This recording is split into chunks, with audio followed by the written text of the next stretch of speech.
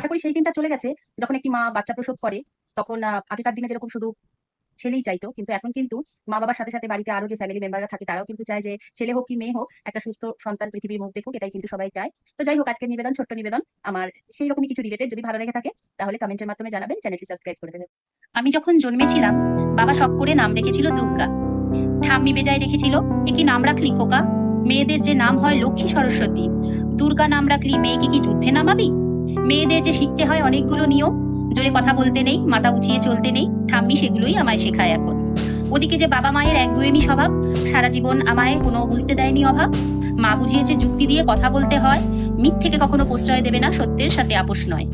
বাবা বলেছে ভয় পেও না, এগিয়ে যাও তুমি, সমাজ যখন তোমার বিরুদ্ধে পাশে থাকবো আমি।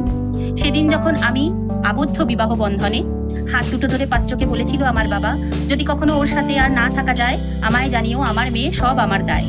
বাবা মা আমার কাঁদেনি সেদিন, শুধু জড়িয়ে ধরে বলেছিল, তোমায় যেমন শিখিয়েছি জীবনে চলতে তেমনই চলো, বাকিটা বুঝে নেব।